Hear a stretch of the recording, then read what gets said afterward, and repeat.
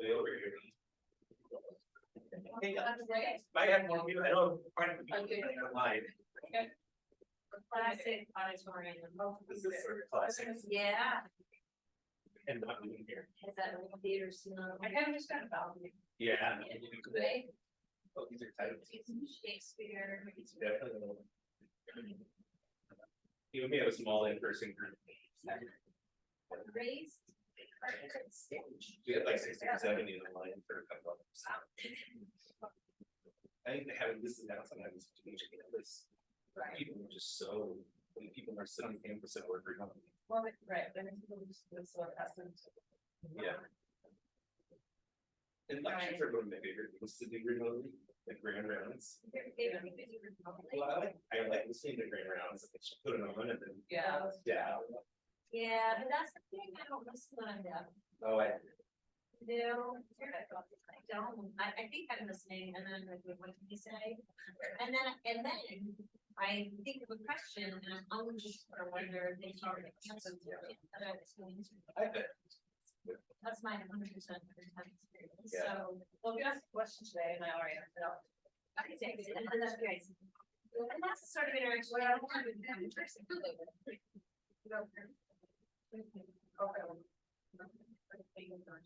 Did you know the fellows this morning? Yeah. How many games? 2. David and. That's good. Yeah. Were they from primary care? Yeah, they do a lot. Well, Yeah, I think that's. Gives you some time, then did you have some time after that? No, then I have to. Oh, good. Yeah.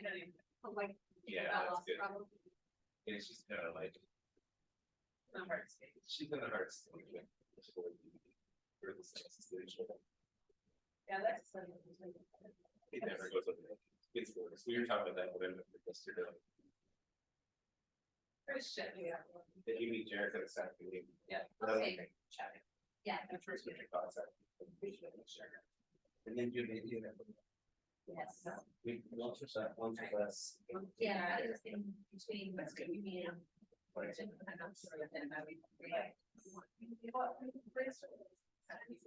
Yeah, there's a handful of pieces. Like Lisa, I think, but so I'm with. Yeah. Yeah.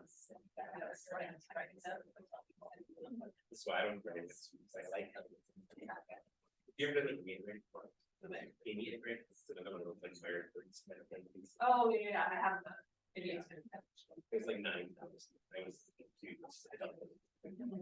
And all of them have like some. That's good. And then these needed helpers is someone. And it's really good to get this kind of Dale's game. It's really. All right, thank you everyone for joining us today. I'm looking, we've got a few people logging in. I'm going to give everybody just a minute or 2 more to get logged into Zoom and then we'll get started.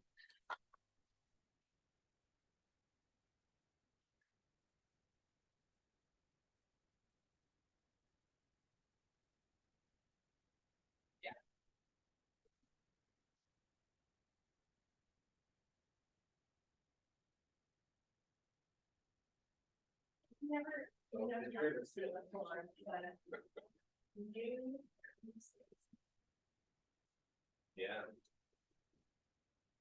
Yeah, very good. Special touch.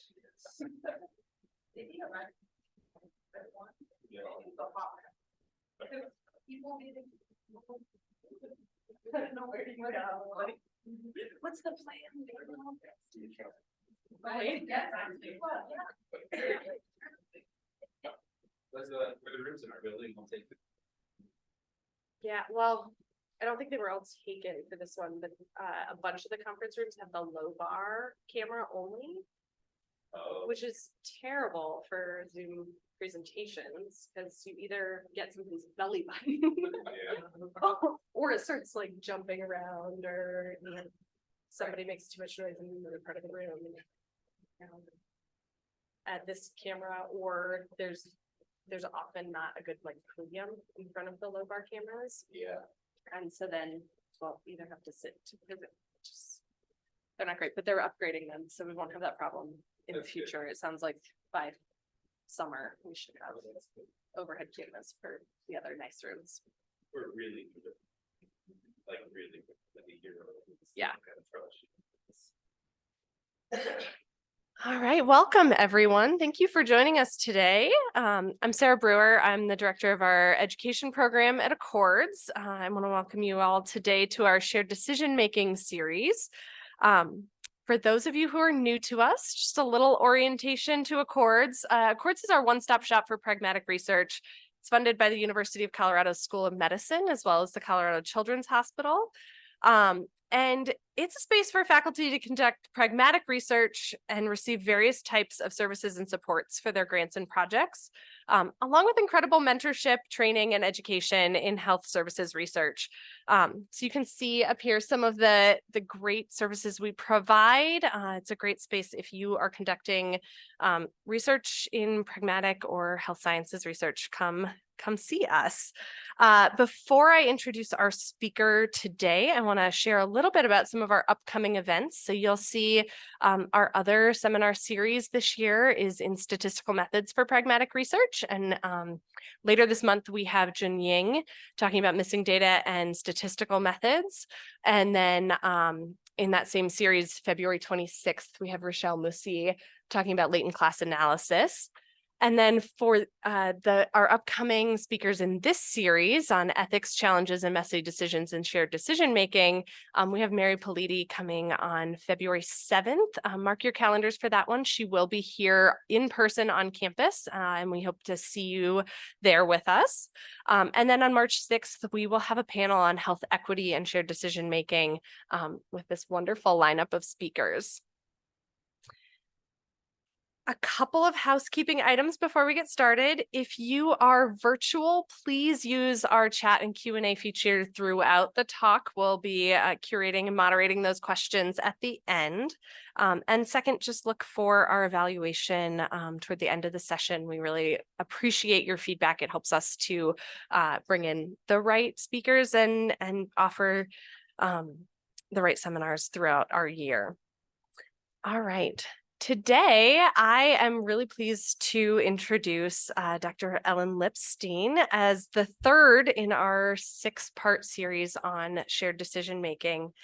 Dr. Lipstein pursued a career in general pediatrics to allow her to treat the whole child. She enjoys collaborating with families to support their children living healthy lives and reaching their full potential. She's interested in understanding and improving the ways parents and patients with chronic conditions collaborate with healthcare providers to make treatment decisions. By better understanding how parents and patients experience the decision process, she aims to develop ways to improve that process and in turn improve children's health outcomes.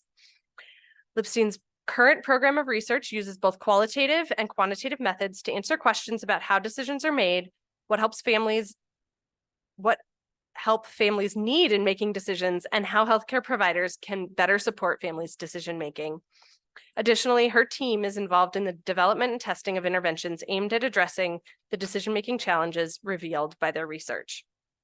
Her ultimate goal is to improve outcomes for children with chronic conditions through ensuring decision-making processes that align with medical evidence and families' goals and preferences related to their child's health.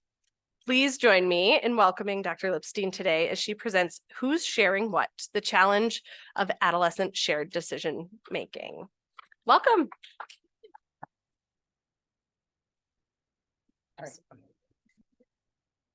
Thank you so much for having me. I'm really excited to be a part of this series. I'm looking forward to joining virtually for the next 2 things in the series because they look amazing. So as Dr. Brewer said, we're going to be talking about who's sharing what, the challenges of adolescent shared decision-making. I have no conflicts. Our objectives this afternoon, I guess it's afternoon now, are to appreciate nuances of shared decision-making in pediatrics for different ages, and then to focus more on gaps in current approaches to measuring shared decision-making and the challenges of developing an adolescent triadic shared decision-making measure. And we'll talk about what all of these things mean in a minute. And even though this is a talk that's part of a series on shared decision-making, I just want to kind of level set and make sure that we all are talking about the same thing when we talk about shared decision-making. There have been a lot of definitions published in the literature. I like this one because it's very straightforward. It comes from Michael Berry and Susan Edgman-Levitan in Boston. And they say in shared decision-making, both parties share information, clinician offers options, describes their risks and benefits, and the patient expresses his or her preferences and values. And what I like about this is it uses words that everyone understands. It talks about both parties sharing things, and then it talks about the different expertise that the parties bring to it. It's limited, but I think as a starting place for thinking about shared decision-making, it's a good way to think about it. Another way of conceptualizing it that I really like is as a meeting of experts, where the healthcare provider is the expert in healthcare. They can identify the problem, present the options, discuss the risks and benefits and uncertainties, and provide evidence. The patient is also an expert in knowledge and understanding of health condition. Frankly, as web searches get better, they're sometimes bringing new options to the table that may not be brought by the clinician. They know how it impacts themselves. They can clarify their voice and values and how they want to participate. But this is a gross oversimplification, particularly in pediatrics, but I would argue in any decision-making setting. It's really a meeting of many experts, right? None of us exist within a vacuum. The healthcare provider is working within a healthcare ecosystem. There's particularly for people with chronic conditions or maybe other healthcare providers, they're getting advice. Here's what the primary care says, and here's what the pulmonologist says, and here's what the allergist says. The insurer often has a role. For the patient, they exist within a family. And society or institutions in our society are also playing a role. I constantly, as a primary care pediatrician, get parents showing up and saying, well, the school nurse says this is what I need, or the teacher says he can't come back until he has medicine. I'm like, well, that's not the teacher's decision, but they're there. And so whether these other players are at the table explicitly or implicitly, it's important to be aware and think about how this complicates shared decision-making.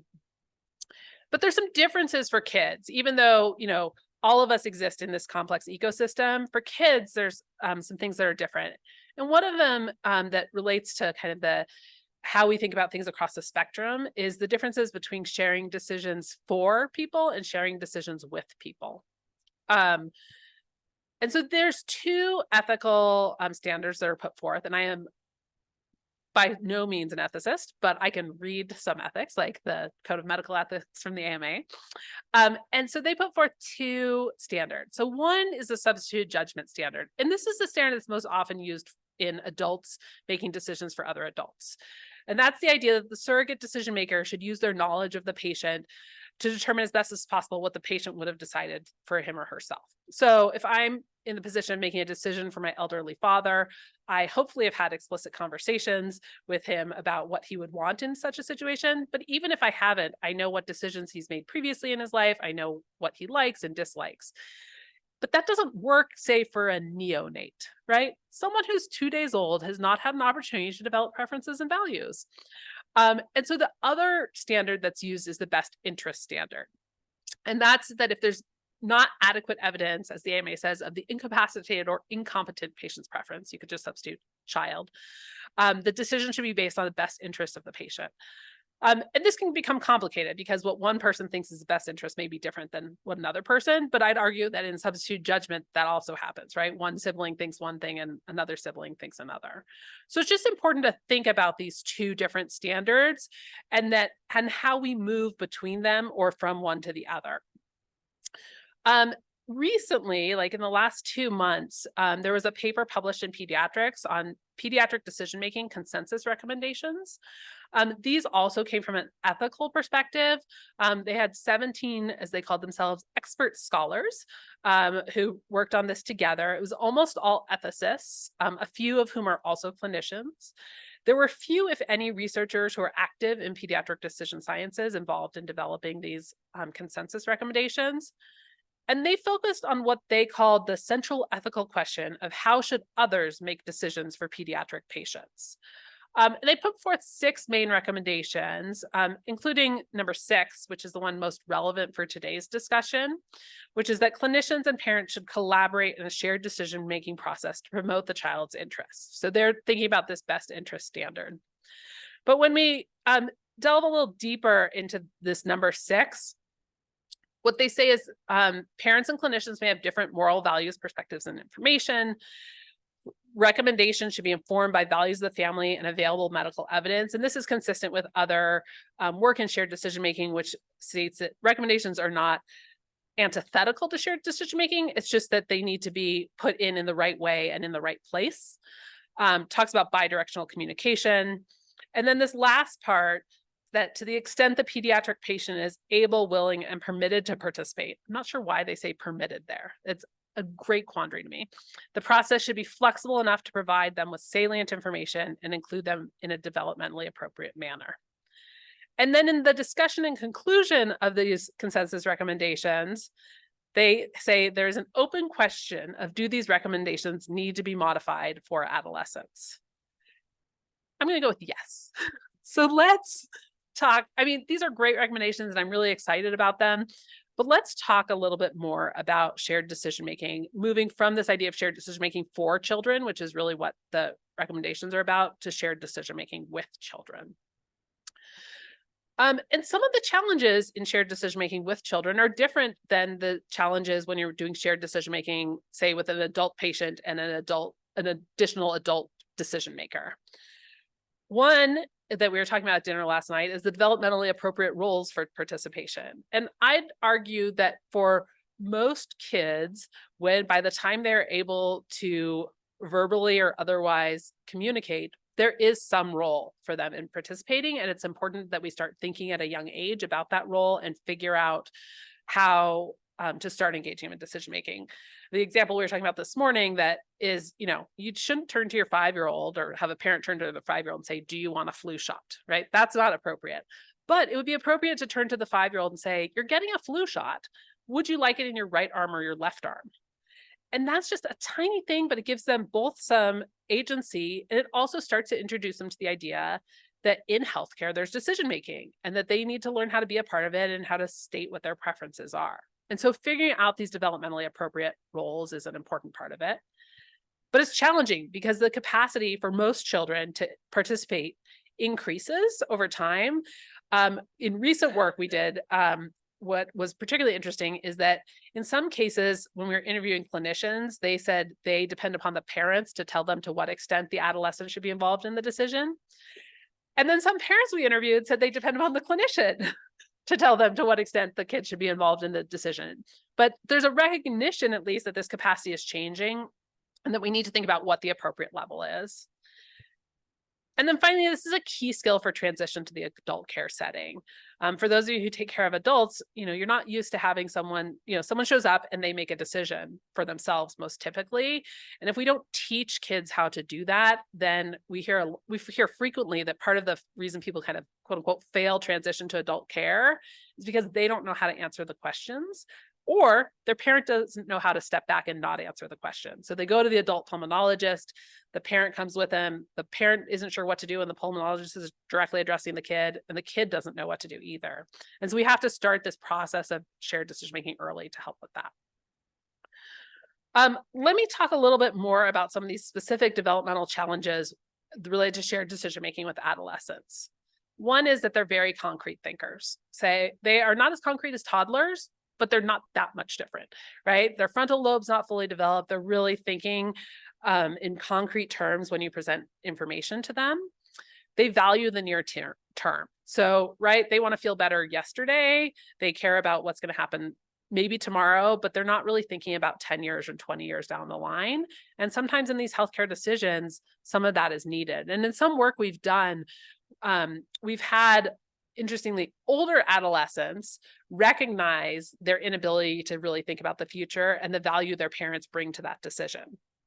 And so as their capacity and their ability to be less concrete thinkers increases, they're able to see their deficits better and think about how they want their parents.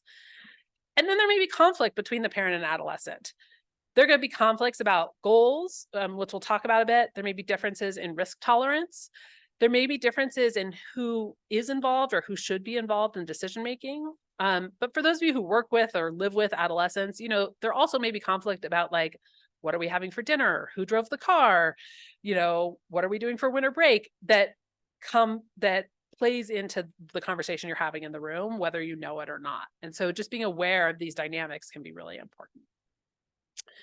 So as an example of this difference and some conflict between adolescents and parents in their focus, this is data. The first author is a med student who worked with me, who was terrific, who we interviewed transgender adolescents who were making decisions about gender-affirming hormone treatment.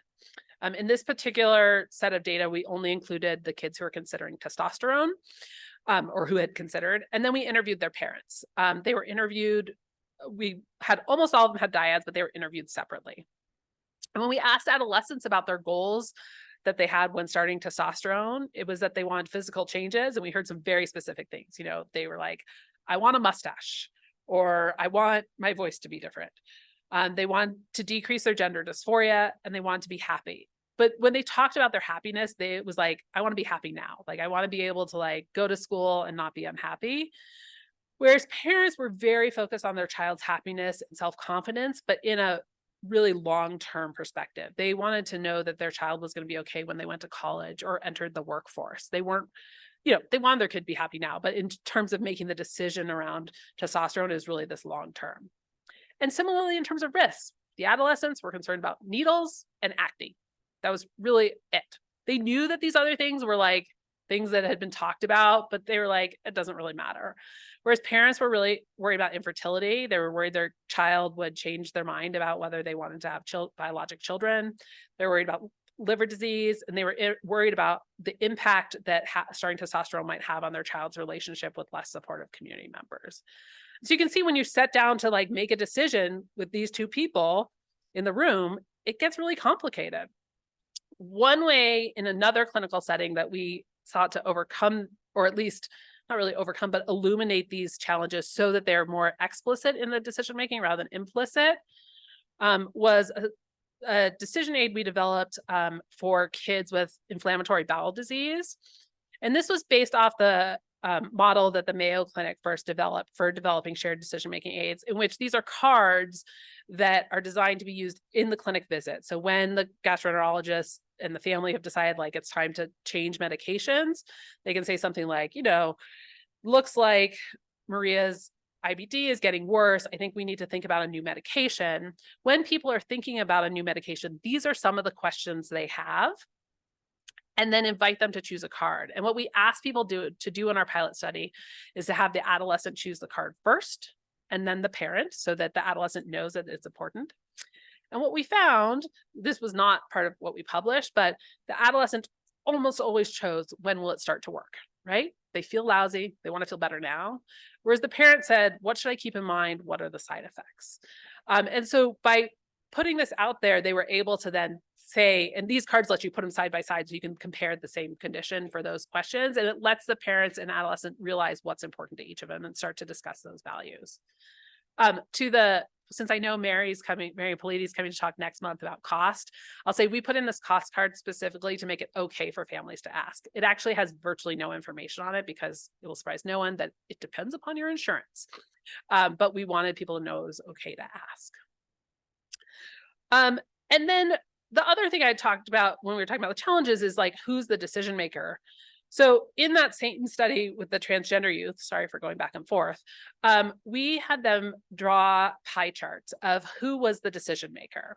And so for those of you who like doing qualitative research and research around decision making, I love doing these pie charts. It is so fun, and it really gets people talking and thinking. And so on the left here, you see what the adolescent put. You know, he gave himself about a third of the decision-making power. His mom and his dad each had a quarter. And then there was this wedge of his friends. Whereas his mom said it was equally divided between the doctor, the parent, and the two parents and the patient. And so what we didn't do, hindsight being 2020, we didn't ask them to then discuss this difference, which would have been fun if we could have then brought the individual people together, but that would have made a very long visit. But there is something here where like people are disagreeing about who's making the decision. They, do the parents even know that the friends are part of this decision? And I'll tell you that for many of the adolescents, they said friends were part of it, but we never heard a parent say that. And so thinking about this is part of that challenge. Who's both explicitly and implicitly in the decision? And so this is going to move us to talking about measurement a bit. Because something like this with pie charts works really well in qualitative work, right? You get them to think about things, they draw it, you ask them questions about it. It does not work to quantify anything. And one of my summer students years ago could tell you that directly, because the first time we did this in a different study, I was like, well, let's just see what it's like. And so I had her measure all the angles. Turns out that, we didn't give people compasses and protractors. So the angles did not really relate necessarily to what the person said. So it works really well as a tool in conjunction with an interview, but not in another way. So let's talk about how we measure decision-making. And I want to just to talk about the challenges of measuring an adolescent shared decision-making, I want to give one case example, and that's the control preferences scale. And I'm not picking on the control preferences scale. This is true for really all dyadic measures of shared decision-making and the challenges. This is just an easy one to highlight because it's a single item. So for those of you who aren't familiar with it, the control preferences scale is a single item measure, though my psychometrician friend would say you can't have a single item measure, but they call it a measure, that people are asked, relative to the decision, how do you prefer to make this decision? And then they're asked to choose A through E, which really goes from an autonomous decision-making to paternalistic decision-making or physician-led decision-making choice.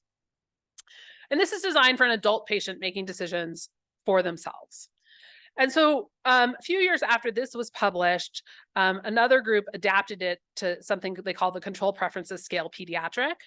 And all they did was change some places that says my or I to my child. The red here is my highlighting. It's not in the actual measure.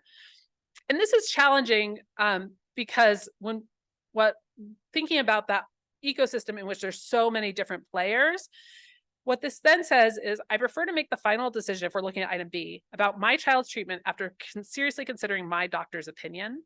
And so when we've used this, we actually changed it to say after considering my child's doctor's opinion, which is awkward, but more accurate, because I know that some parents are asking their own physician about their child's care. And so we wanted to be clear who we met.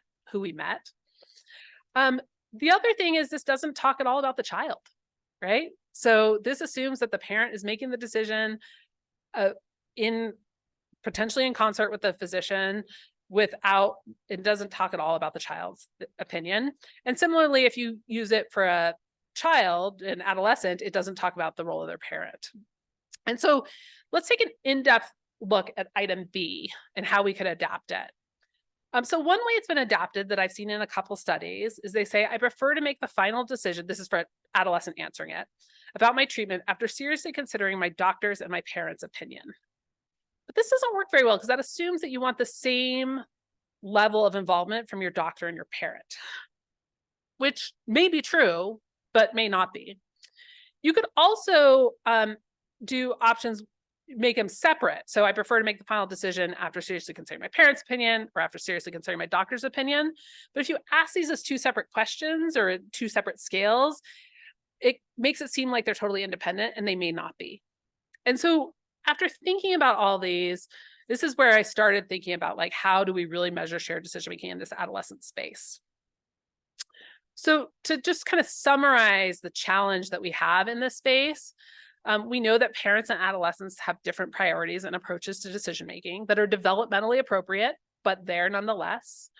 It's unclear how much shared decision-making is happening. In the pie chart example I showed you, the kid didn't even talk about the clinician being involved in the decision at all. Turns out in those interviews, adolescents mostly saw the clinician as being a deliverer of information, but not being a decision maker. There are at least 3 people involved in the decision, but then nearly all shared decision-making measures are dyadic, meaning between 2 people. The only measure that we're aware of that's been published that's not is the option MCC. I think MCC stands for medically complex condition, medically something like that. It's a observational measure that's intended for use with a medically complex adult patient and an additional adult decision maker. So we're developing a measure. And I say this in kind of a pithy way, but this is something I had been thinking about for years. I knew that the measures we had weren't working. People would come to me and say, I hear you do pediatric shared decision making. How do we measure this? And this is why like almost all the pediatric shared decision making literature, or one of the reasons, focuses on adults making decisions for their children, not with their children. And so like at the Society for Medical Decision Making or International Shared Decision Making meeting, I would talk to people and be like, I have this idea.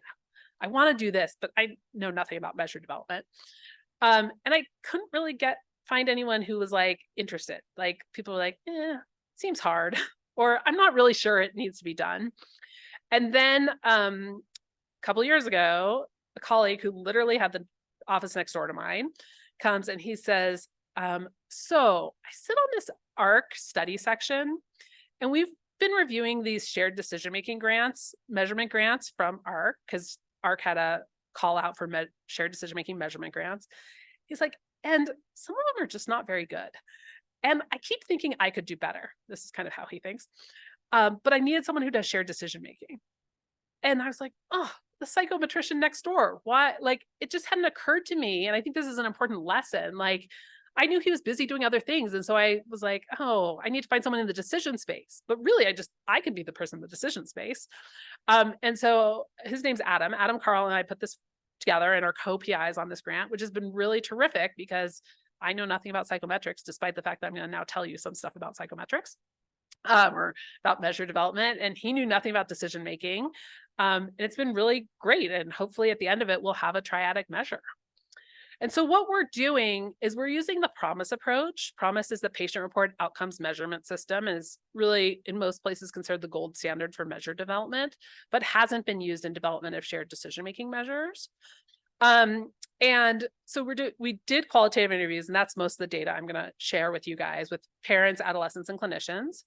You then do qualitative item review, which consists both of looking at existing measures to see if there are items that you can adapt, and looking through the qualitative data to see if there are bits of interviews that seem like they're trying to get at measurement, seem like they could be made into an item. And we'll give you some examples of those.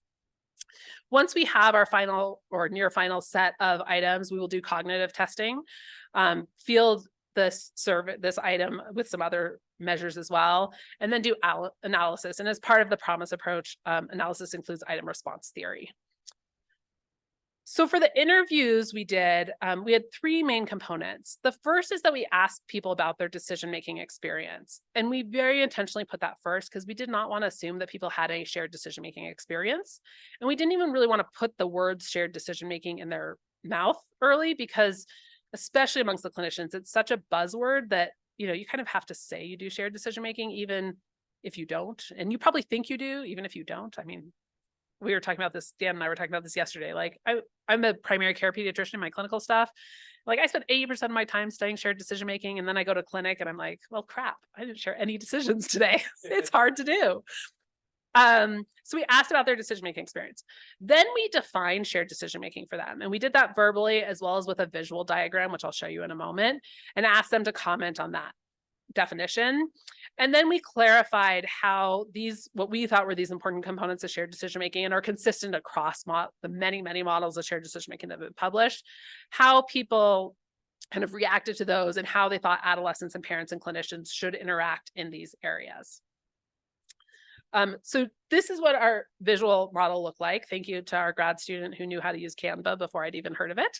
And what we really wanted to emphasize in this was that there were these 3 people, that there was information that went both directions between each of the 3, and then that there were these goals of shared decision-making. And then, and we got very few, which we expected, very few like direct comments of like, you missed the boat on this definition. But then as we delved more in depth, we got more comments about how things could be different. So for our participants, we had adolescents 12 to 17 with a chronic decision who had made with a chronic condition who'd made a decision at the last appointment, parents of such adolescents, but they were interviewed separately. We didn't do dyad interviews, and pediatric clinicians caring for adolescents with chronic conditions, not necessarily clinicians who cared for these exact adolescents.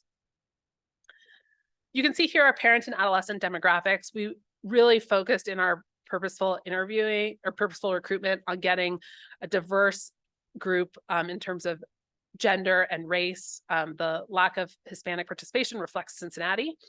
And then they were from across a number of conditions. We recruited from primary care. We recruited kids with ADHD or asthma. We also recruited kids with cystic fibrosis, a couple different rheumatologic conditions, diabetes, and inflammatory bowel disease.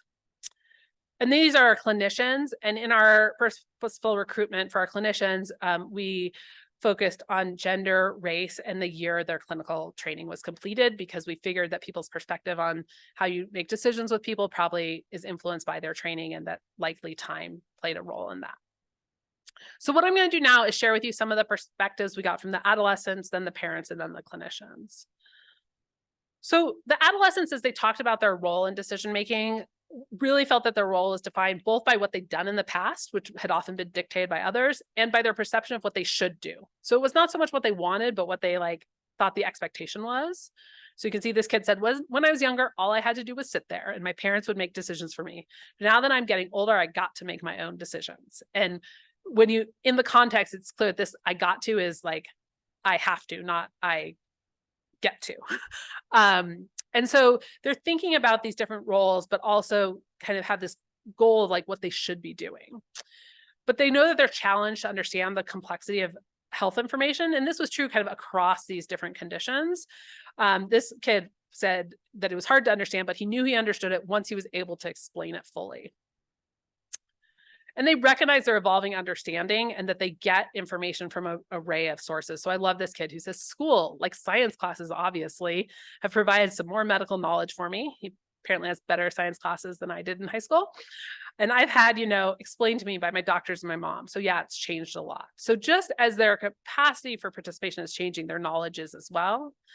They really want their parents and providers to value their experience and input. And this came up over and over. They don't just want to give input, but they want to know they've been heard. Who doesn't? I try to get her to feel like she's in my shoes to understand what I'm saying. And then they recognize the need to find a shared values. Most often that was around their own health, but they recognize that sometimes there's conflict, but the main focus should be in this shared value. And parents were a little more specific about the decision-making process, which is not surprising. Sorry, and I should have said back with the adolescent that give credit where credit is absolutely due, which is that this work was presented at the Society for Medical Decision-Making by Chelsea Anderson, who's a postdoc in my lab who was here. She got her PhD in rehabilitation sciences here and worked at the VA doing some shared decision-making work. So we were grateful to have her. And then the parent perspective was also presented at SMDM by Isabella Pelota, who is a psychology graduate student who works with us. And they talked about really that the parents' role, it was very important that they be gathering and understanding the information.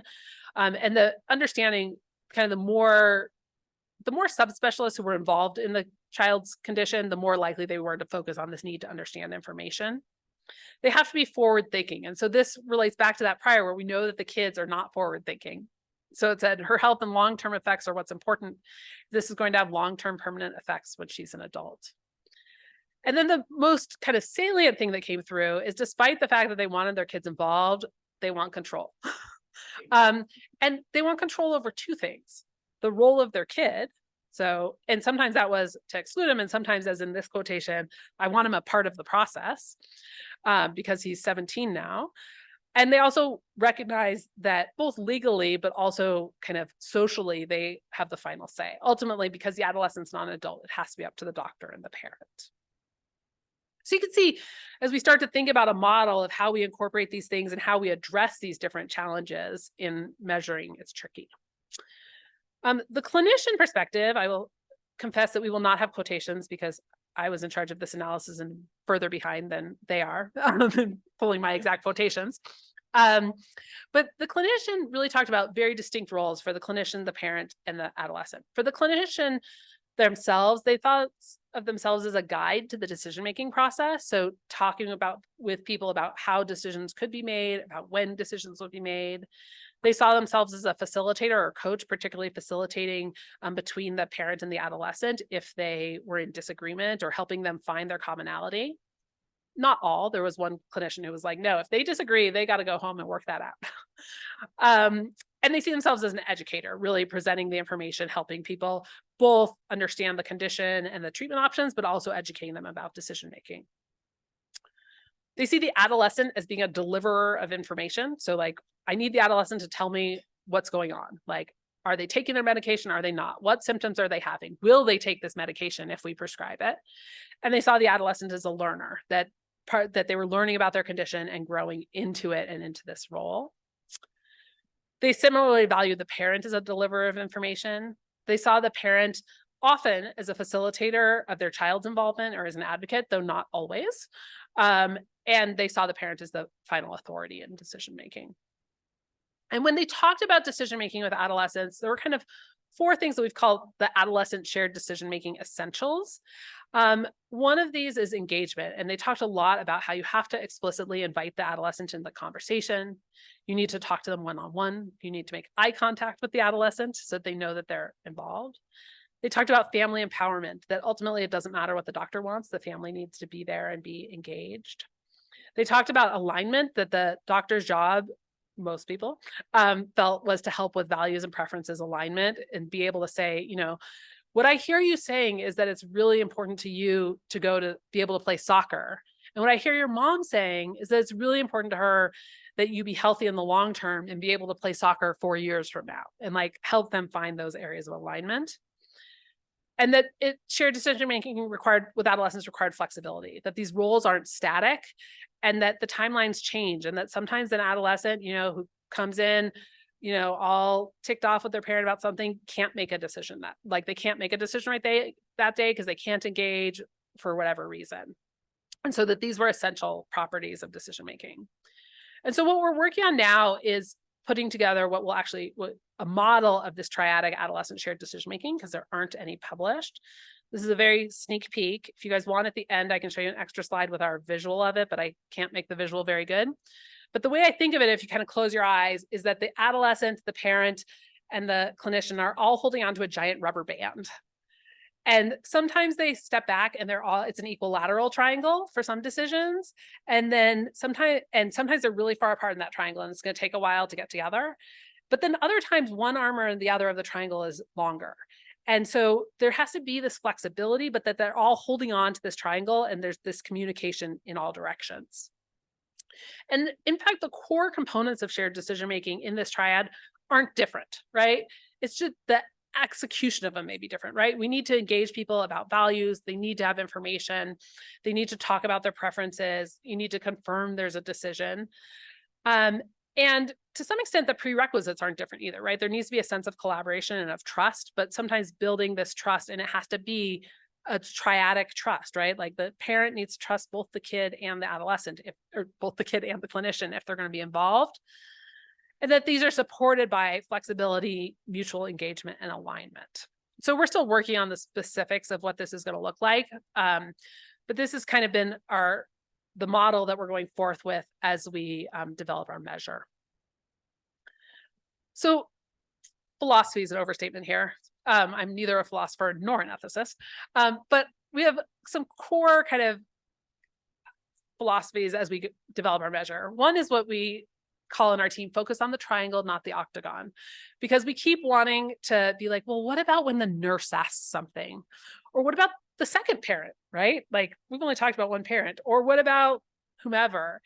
And what we've decided is like, we can't do the octagon right now. Like it would be great if sometime we knew how to measure this very complex ecosystem, and maybe the triadic measure we develop will be able to be adapted in that way, but we need to just like take a baby step and make it for a triangle. So we focus on the triangle.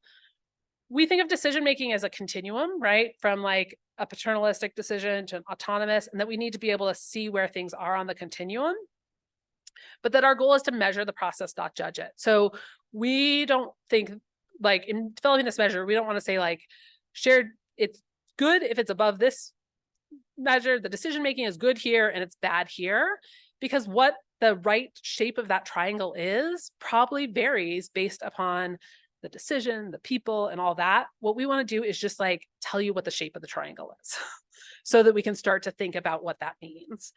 And that we don't want the measure to be too long. And currently what we're funded to do is to develop the adolescent and the parent report for this. So going from interviews to items, and this is where Adam started to get very involved because I can do the qualitative work till the cows come home, but I was like, how do we actually get to items? And so what we do in our team, and this may be very familiar to those of you who develop measures, is we go through the large quantities of interview data and just try and pull out the little things that you can kind of imagine being a question and a measure. So you could imagine this top quote: the information that my doctor gives me is sufficient to be able to make a decision. You can kind of imagine that being there with a Likert scale after it, right? From like strongly agree to strongly disagree. Explain to the doctor why you feel like this is important to you. They give him the opportunity to ask and respond. And so you can start to see that finding these words that people use can be really important in developing the items. And so then once we pulled out these bits of data, then we start to develop the items. And just as an example, I have 2 examples for you here about how we kind of have been iterating on the exact wording. So this one, we started out with, my doctor gave me information about the options. But then there was concern in our team about, well, what if there weren't multiple options? What if there was only one option that the doctor gave information about? And we could discuss whether that should be part of this measure, which is another question. But so we changed it to, my doctor gave me information about each option because it felt like that would work a little bit better. My doctor is sharing information different than giving information or presenting information. So we just kind of keep playing with the words to figure out our best guess of what will work. And then when we get to cognitive interviewing, we will ask them, are you answering the question that we think you're answering? Another example was, we started with, did you share what option you prefer with your parent? Well, that's a yes, no question, and it's quite awkward. So then got changed to, I shared the option I prefer with my parent, to I told my parent which option I prefer, and I told my parent what I liked. And again, we're still very much in this item development phase, so we haven't selected what we're going to use here, but it gives you a sense of kind of how wording can change over time. Some of our early challenges with this have been, who's eligible for the measure? And this has been a really interesting conversation between Adam and I. He's a psychometrician. He wants things to be very clean. And he's done a lot of work in developing measures of quality of life, where it's been relatively easy to define your population. So you can say, like, this is a measure of, to be filled out by kids 5 to 10 who have X condition. And this is more challenging. And sometimes we've played with, like, does the measure include whether a decision was made? How do we put that in there? And what we've come to is, like, whomever's using this measure needs to be able to, like, they have to be able to identify a decision. Like, that's kind of on the researcher or the quality improvement person, because if you can't identify the decision happening, you can't measure it. And so we're kind of taking that out of the measure for the moment. Another thing that's come up is whether teamness, that's what we've called it, is part of shared decision-making. So, like, is the extent to which the parent, the adolescent, and the clinician feel a team, is that shared decision-making? Or is that just something that helps facilitate shared decision-making? We're leaning towards it's a facilitator. It's not actually something that needs to be measured as part of decision-making, but it's something we continue to get challenged with. What to call the decision, right? Because if you say, like, to an adolescent, thinking about the decision that was made in your clinic, like in your clinic visit, particularly if the decision was, like, to stay the course on the medication, like, do they see that as a decision? Do they understand that decisions were made? And also what to call the treatment, right? So thinking about we don't want to call it a medication, because, like, some of our people who we interviewed, for instance, kids with diabetes, the decision they were talking about was the decision to start on a insulin pump, right? So the medication itself, the insulin didn't change. It was the mode of delivery. And so these are all just challenges that we're working through, and have been really eye-opening to me, because I've previously just been a user of measures, and makes you understand why sometimes you pull up a measure and you're like, well, this isn't that good. Well, it's really hard. Also makes me say why no one wanted to do the triadic measure with me. So our next steps in this work are to narrow the number of items. We're then going to do cognitive interviews, which for those of you who haven't done them, I actually love doing. Like you ask people, answer your questions. You then ask them to rephrase it in their own words. You ask them what the words mean, and it really gets you to understand if you're doing things well. And then we're going to be surveying the fielding the survey with 500 parents and 500 adolescents. Our future directions, are to develop the physician measure of this. And actually we have a med student who's going to work with us on that this summer. And then this is where Adam's expertise is really going to come in, how to score this, because we have all these things going in all these different directions. And so our thinking at the moment is that there will be both a dyadic score. So what's the shared decision-making between the parent and the adolescent? And what's the shared decision-making between the adolescent and the clinician? And then there will be some sort of summative score. But yeah, the math is complicated. I should have taken more math. But we haven't quite figured it out, to say the least. And then finally, how do we actually use this to improve shared decision-making? Because, my goal is not really measuring it. My goal is improving it. So I just want to wrap up by acknowledging our funders. AHRQ is the one who funds this work and some of my other work. This is our team last summer. The one in the stripes is Chelsea, who used to be here. 2 really terrific undergrads. I'll say the undergrads were the ones that were most excited that during the summer is when Cincinnati Children's was named the #1 children's hospital, because they got all the swag that came out that summer. So they were like, we have to say that we're #1. I was like, yeah. Adam in the yellow shirt is my co-PI on this work, and then the rest of our research staff, which has been great. And then at the beginning, I said I had no conflicts of interest, which is true, but I have a disclosure, which is that Dan and I went to high school together. So I couldn't find my personal photos from high school, but I could find our senior year yearbook. This is Dan as the narrator in Our Town, or not the narrator, the stage manager in Our Town. Dan playing tennis. His senior picture, and because it was our senior yearbook, I had forgotten that there were baby pictures in our senior yearbook. I did look for a picture that included both of us, because I felt like maybe I should just embarrass both of us. But all the ones that had both of us were on the seam of the book, and it didn't scan well. So sorry, it's true. You can pull your yearbook out of your parents' basement. But thank you. I'm really excited to chat some more and answer any questions.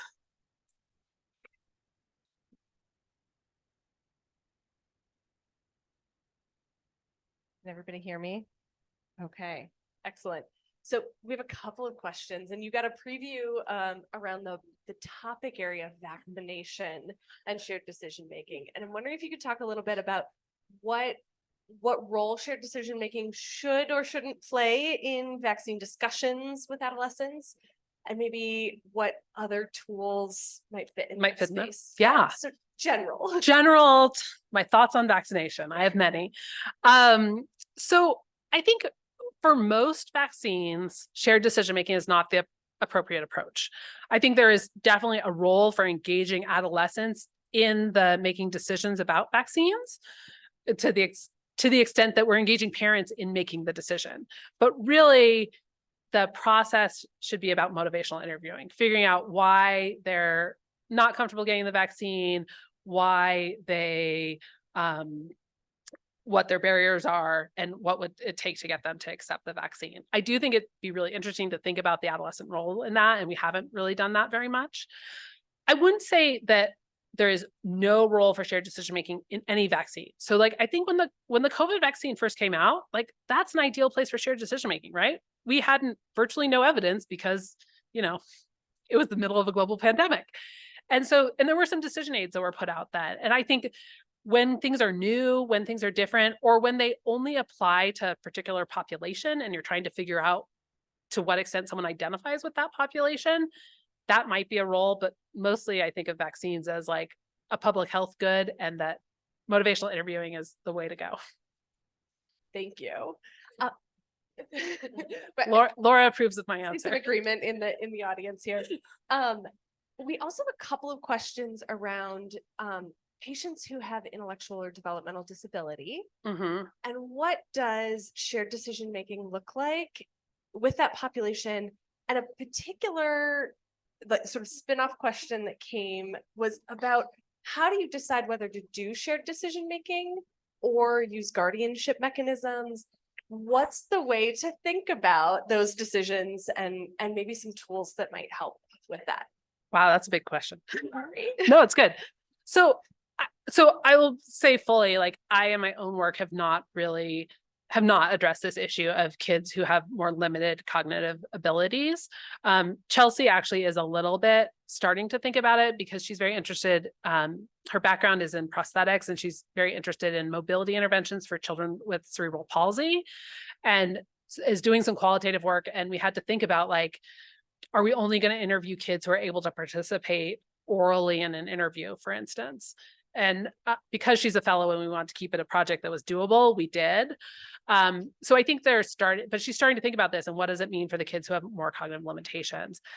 I mean, I think to some extent, and I don't want to minimize the maturity of adolescents with cognitive disabilities, but to some extent, I think it's the same as for a younger kid, is that you have to think about like, what is the appropriate decision for them?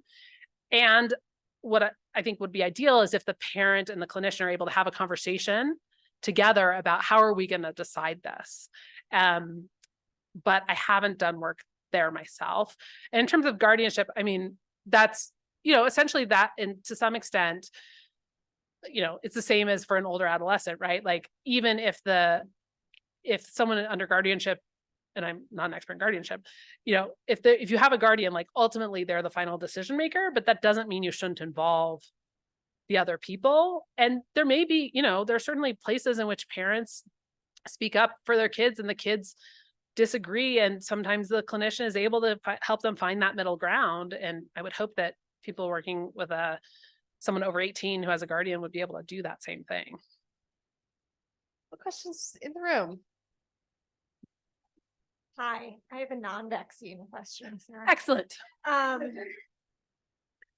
was wondering, as you're working towards the physician measure, if you've asked about this or if it's come up, the idea of the physician's preferences and values, not about the treatment recommendation, but about the decision-making process and the outcome. So like in your triangle diagram, it lists, giving scientific information, medical information, and then patient-parent preferences.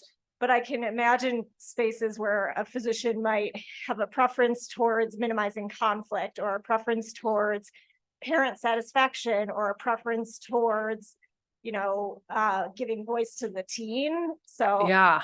I was just wondering if that's something you've thought about or if that's outside of this kind of measure. That's a really great question. And it's interesting. So in our interviews with clinicians, and they were physicians and nurse practitioners, there was a little bit about their preference related to treatment, mostly in that I only tell them about options I'm willing to do, which, is paternalistic, but on the other hand, it's very complicated.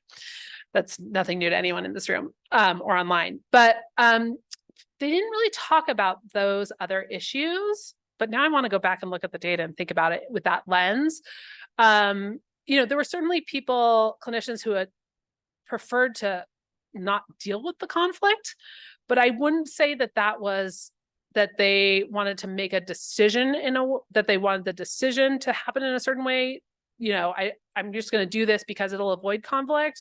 It was more like, I just wish I didn't have to deal with the conflict. Does that answer your question? Yeah. But I do want to think about that more now. Thank you, Ellen. Any more questions here?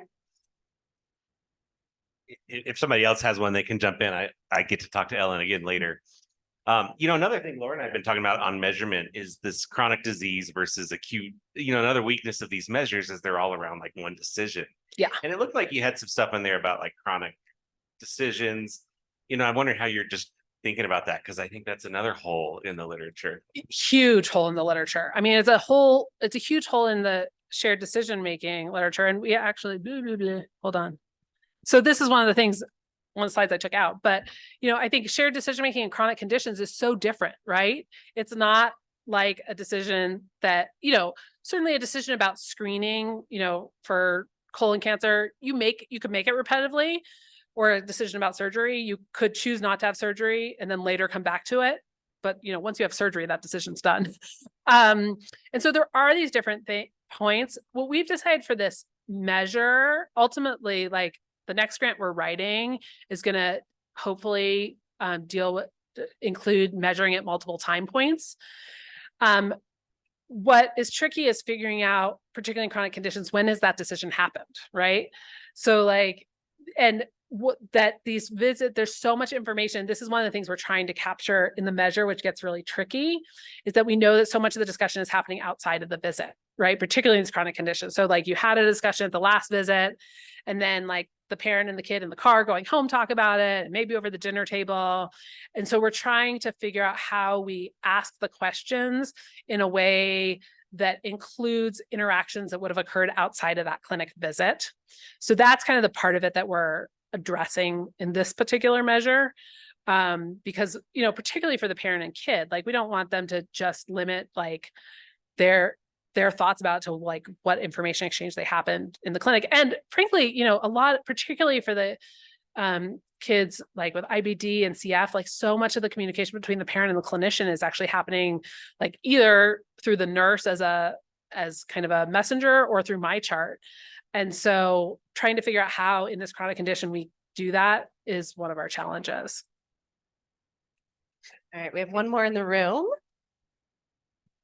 So this is a self-report measure, right? Yes. Okay, so do you have any plans to check to see if the self-reports are at all reflected in the conversation that occurs? Oh, Laura. Not at the moment. I mean, you know, pretty much everyone who has done that, and we're doing that in another study right now, finds that it's different. And what we don't know, and I think is another really important research question, is what matters, right? Does it matter that people perceive and report there to be shared decision making, or does it matter that it happened? And we don't know. I will say in another study, also funded by ARC, thank you, ARC, that we're doing, we are looking at decision-making and telehealth compared to in-person care for kids with ADHD and asthma, and looking at decision engagement. And for that, we will have some measure of observation, maybe not the option measure because it's not really working for us. And we have some self-report measures. So for that, we will have it. And maybe down the line, we will hear. But kind of gives me hives at the moment. Thank you so much, Ellen. Thank you all. Really appreciate both your talk and your engagement with with our challenging questions. I love it. For those of you who are online, you should see a link to our evaluation in the chat. We really hope you'll complete that. Those of you in the room, there's paper copies in the back. But mostly, thank you so much for joining us, Dr. Lipstein, and everybody who's here today. Thanks for having me. Really good. Yes.